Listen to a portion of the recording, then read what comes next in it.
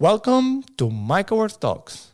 I'm your host, Xavier Gallego, VP of Brand and Marketing, and I'm delighted to take you with me on our journey to grow the future of materials. Thank you for tuning in. Today we have a special episode. We're connecting live with Paris, and we will be talking with Bill Morris, Director of Product. He is a veteran here at MycoWorks. He's been with us for 4 years. He will tell us a few things about the luxury industry, why moving to Paris makes sense for us. And also he will give us a few insights about the city and the relationship with the people over there. Stay tuned. We're getting started right now.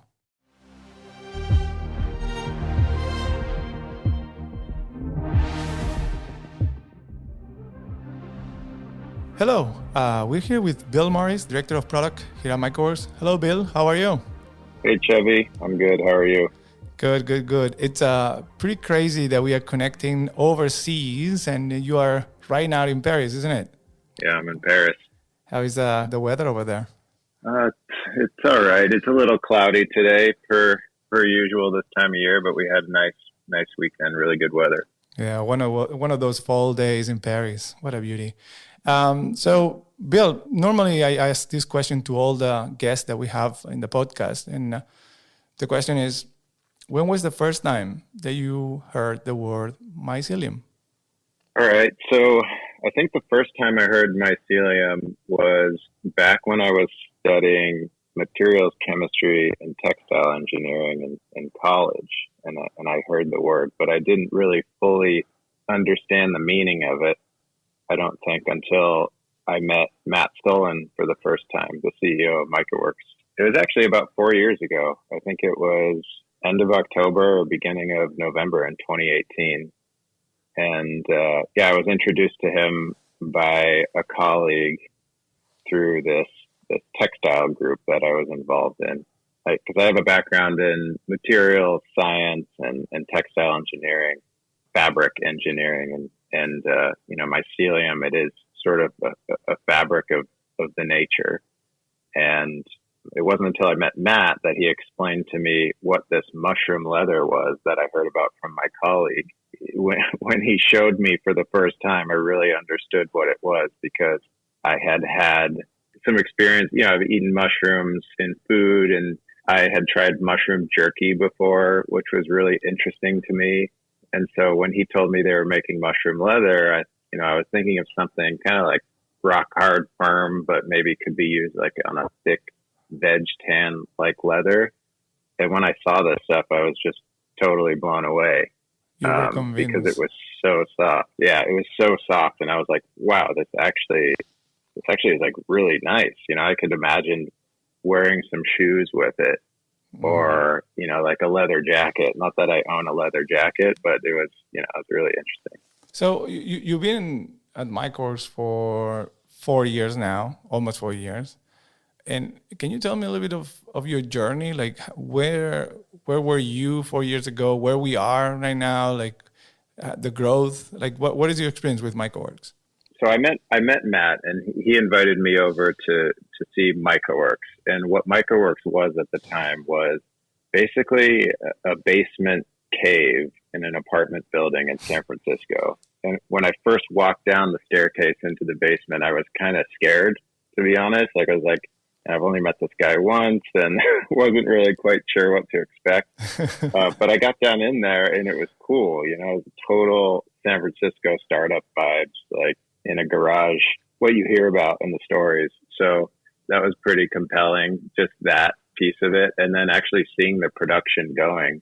I mean, they were just pumping out sheets of Reishi on a daily basis. So I was really impressed, even at the time, how small scale it was in this basically garage in the bottom of an apartment building.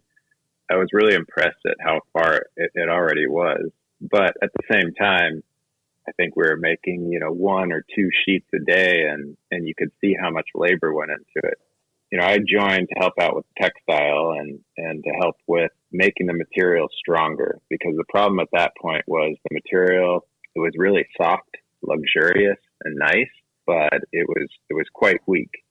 And so I joined to try to help MycoWorks figure out how to improve the strength and the durability and move the product to where it's at today. I still remember the first day I met you. It was, I think, one of the first Christmas parties. And when I asked you, what do you do? I didn't understand anything. So now I know. Now I know Yeah. what you do.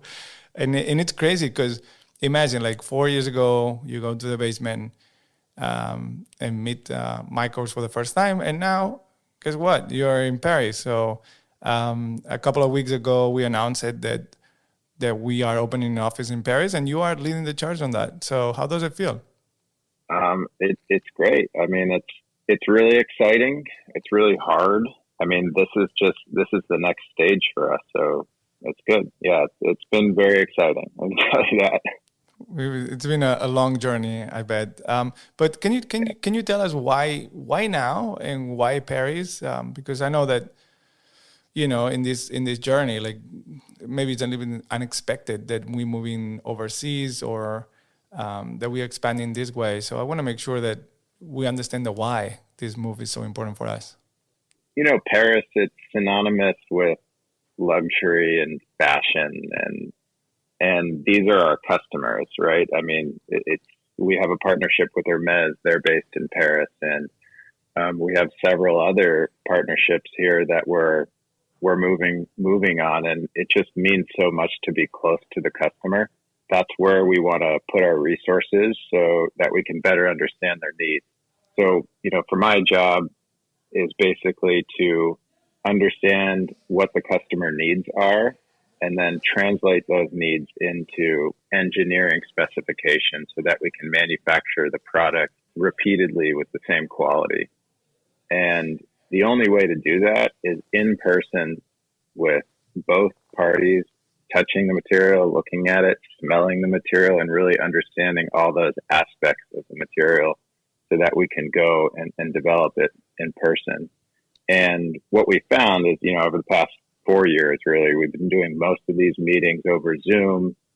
We've taken some trips out here from time to time, but, being in person is so important because not only can we have that quick feedback loop where we can get feedback from them, they push us, we push them, and we move faster together, but we also can drop in and our clients can drop in and see us. We have a showroom now that people can come and check out our new materials, our new products that we're offering in the coming years and get immediate feedback on those. So it's really great. On top of that, Paris, it's super central location in Europe. We have factories all over Europe. We have our tannery, Curtidos Badia in Spain, and I take trips out there every couple of weeks. We can travel all around France where we have different tanneries and other parts of Europe too. So, it's so easy to just hop on the high-speed rail for a couple hours, be at a factory, have your meetings, and be home in time for dinner. I bet that we are accelerating the growth process in terms of like relationships, but also what we learn from the material, and the material is improving constantly. But what would you say that is the thing that attracts the luxury industry into Reishi? Why do they like it? I mean, brands keep telling us the same thing. They love the way it looks. They love the way it feels, and it's different, right? They've been working and selling cowhide leather for hundreds of years. And, now we finally have something that is a little bit different. It's natural. It looks really cool, yet it performs really, really well. What is the reaction, Bill, when you let them touch it? Because one of the things that were happening, especially myself, that we do the branding and the marketing, we take a lot of photography and video. We were trying to get customers closer to the material through photography and videography. But when you touch it, when you feel it, when you have it in your hands, is when you actually see the difference, or you notice the difference. How do you see those faces when they start touching the material and say like, whoa, this is made of mycelium? What? Like, what are the reactions that you get in when they touch it? Usually people are so surprised at how soft it is. And it's funny because that's the same misconception that I had as well. I was talking about mushroom jerky. That's kind of what I pictured, like a mushroom beef jerky. And when I saw it, and like the brands do, they touch it, they feel it, and they smell it. So they put it in their hands, they bend it, and they smell it. It's like everybody does the same thing. And the people love the way that it smells, and they love the way that it feels. You know, a lot of these brands are looking for alternatives. We meet with product developers at these brands who are, you know, they're getting pitched alternative materials all the time, right? There's even other mycelium-based materials out there. And what everybody tells us is that the hand feel is amazing. That's a good quality to have, I imagine, because that's all a material should be. Like the touch is one of the most important things. So tell me more, because right now what is exciting is that you are kind of like an evangelist of mycelium, and you probably are just explaining this story over and over to new people. So if I ask those people, when was the first time that you heard the word mycelium? They might say, Bill, tell me in a meeting. How many people are you converting from non-believers to believers on mycelium? Oh, gosh. I guess I've had to, yeah, I mean, I have to explain it to people every day when people ask what I do for a living, you know? That must be And so it's, cool. and I'm sure you do as well. Well, it's like, I do, but we well, live we in the make, Bay Area, you know, in the Bay yeah, Area, yeah. like everybody, it's a weird place to be. Everybody knows about a lot of things. You will be surprised. But in Europe, like everybody knows about mushrooms, obviously, but mycelium is something that I guess that there's a lot of discovery still. And I was wondering, because every time that I go back to Barcelona and I talk about it, you know, like you get different reactions. So I was wondering what were the reactions that you were getting over there? Yeah, I mean, mycelium is amazing. It's so smart, the way that it grows, the way that it looks for food, the way that it looks for air, and it kind of acts like a community of people in a way. It's just looking and searching for some excitement or some food here and there. And, you know, what's cool about MycoWorks is we've sort of leveraged that to create this material that kind of is like leather, can be used for luxury leather good applications, but it comes from nature and it's completely bioengineered. That's what's cool about it, and I think that's why brands are interested in it. Yeah. Well, we've been working with many of them, and I bet that you have a lot of meetings in your calendar, recruiting meetings. So how are the relationships with the brands that you're working? Like, what are you engineering the material? They give you specifications and you're trying to change the material, or how is that relationship? Yeah, so I mean, we've come a long way, right? I've been at this for 4 years now. I mean, we've spent a lot of those years taking that feedback and, you know, incorporating that into our product development. Now we're at a point where we have material in stock in Paris, and people come and they shop, they buy the material, and they take it with them. So, Wow.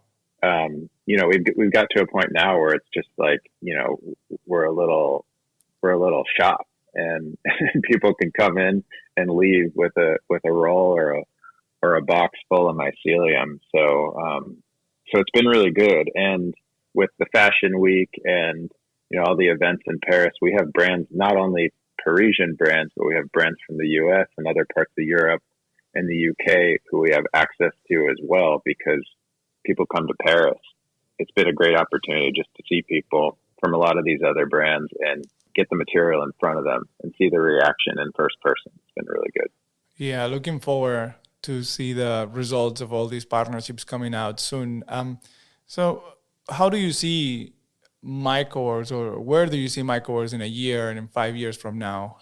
You have more contact with the clients or like the brands. Like how do you see MycoWorks in the short and long term?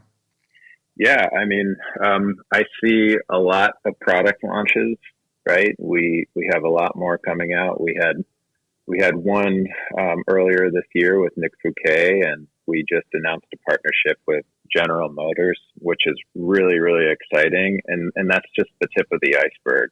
You know, I mean, mycelium, as I said, it's used in leather goods. It can be used in automotive, as we've demonstrated with this announcement. In 5 years, I just see mycelium factories all over the world that are built to deliver material to specific applications. So, you know, we might have a factory that's building mycelium, fine mycelium for shoes, and we might have one that's building fine mycelium for trucks or SUVs.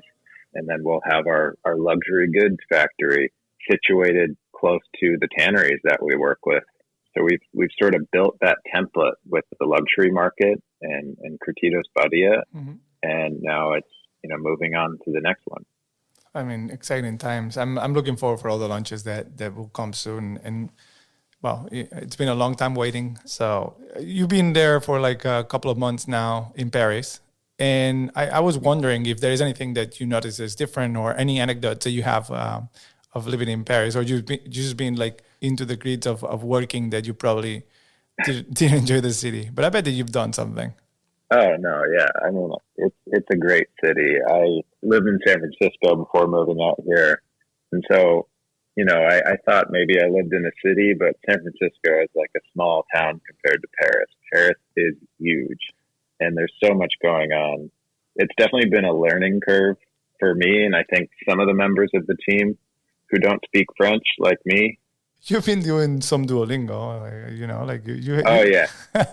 Yeah, I would say I'm, an advanced beginner because I've been practicing Duolingo, as you know, Chevy, because I know you've been practicing. Advanced beginner is the best way to describe it. Yeah.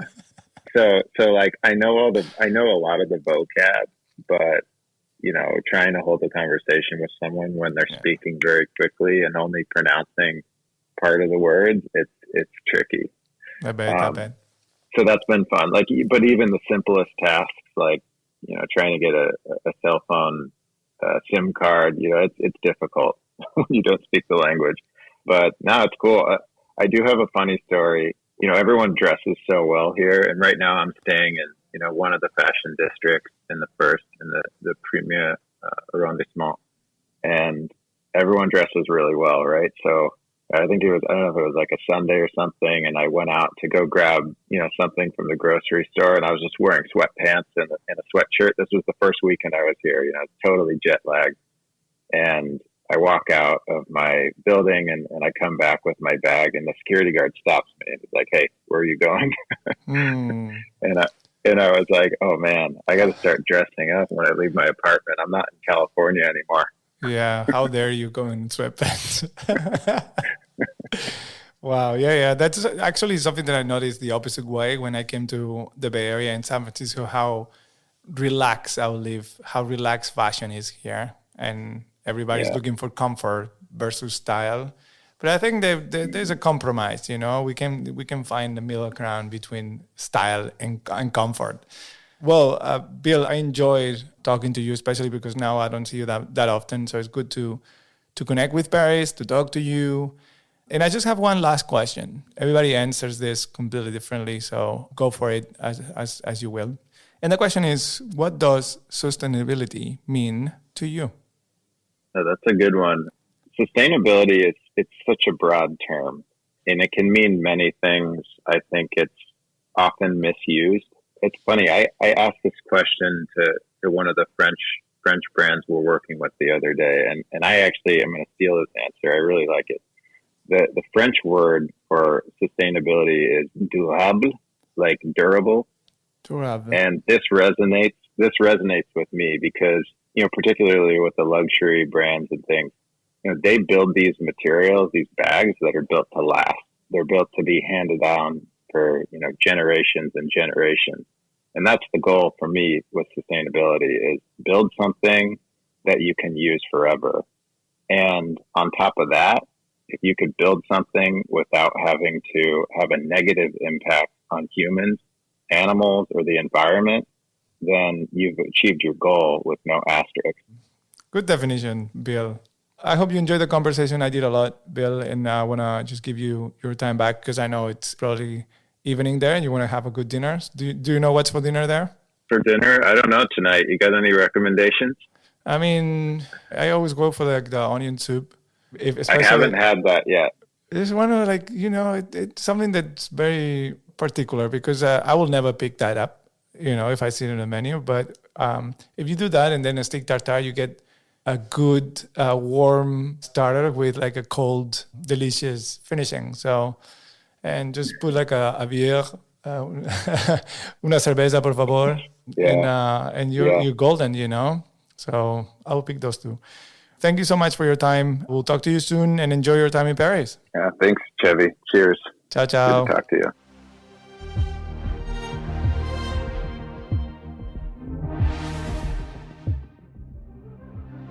Thanks, everyone, for listening to this episode. We hope you enjoyed as much as I did hosting it.